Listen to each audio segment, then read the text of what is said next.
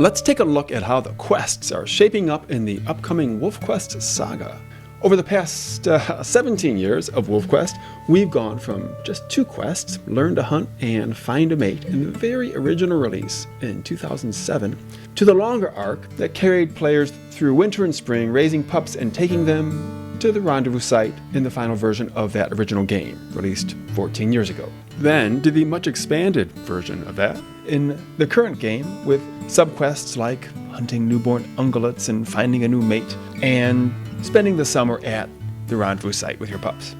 Now, with the upcoming WolfQuest Saga, we finally extended the quests to carry you continuously through the rest of your wolf's life. This is mostly in just 2 new quests: Growing Pups, which takes you through late summer into the end of September, and then Young Hunters, goes through the fall and winter, where you help your pups learn how to hunt elk.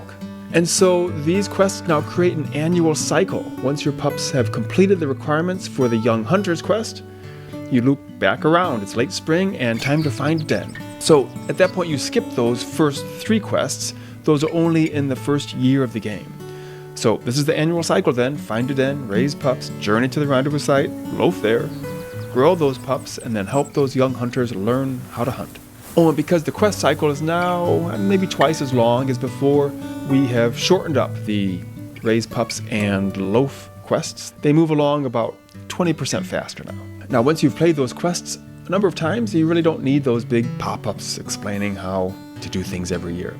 So, by player demand, we have added a new option in game settings to show or hide the quest intros. If you switch this off, you just get this small notification of each new quest. It doesn't pause the game, and it disappears after a few seconds. When the saga is first released, I wouldn't recommend doing this right away. Wait until you've gone through a couple of game years and you can see what's involved in those new quests. Alright, now, a lot of players have saved games with their pups at the summertime home in Endless Summer. And those players are excited to grow those pups up and continue the story of their pack year after year. So the good news is you can now grow your pups up from those saved games. Once the saga is released later this year, you can just load that save and carry on into the saga quests. If you're already in Endless Summer, there'll be this button on the quests panel to proceed to the next quest. But there's a caveat here. For those already born pups, you won't have the option to toggle off the pups can die of sickness option for this litter of pups that have already been born, because they're already born. So if you can't bear this, don't proceed to the next quest. Just keep this litter in Endless Summer endlessly. So why is this? Because of the unusual way that Anniversary Edition has evolved over the past 7 years.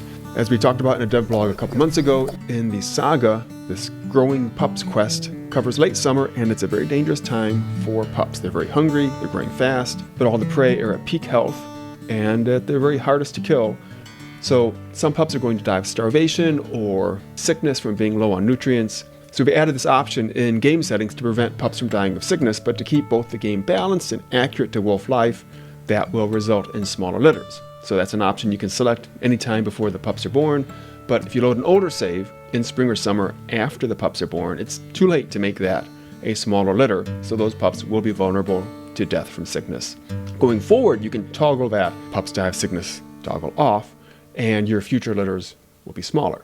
Okay, what else? So a central aspect of the saga is that time just keeps passing, regardless of events. So if your mate dies, well, you still have your pups to raise.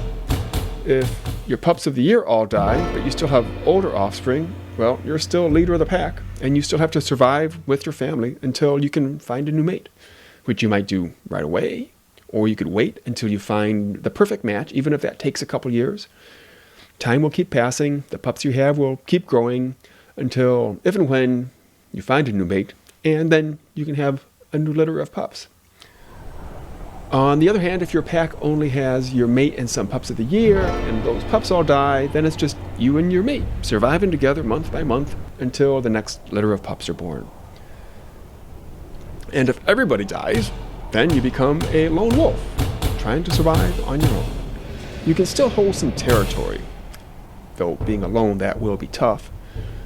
You can find a new mate quickly, or take your time. You could also try to join a rival pack if you spot one that only has one pack leader. Or if you're really a loner, just live the rest of your life like that until you die cold and alone. It's up to you. So, That's the news on Quest in the Saga. We are making good progress with it. It's September now, and it's coming soon. Not real soon, but sooner than later.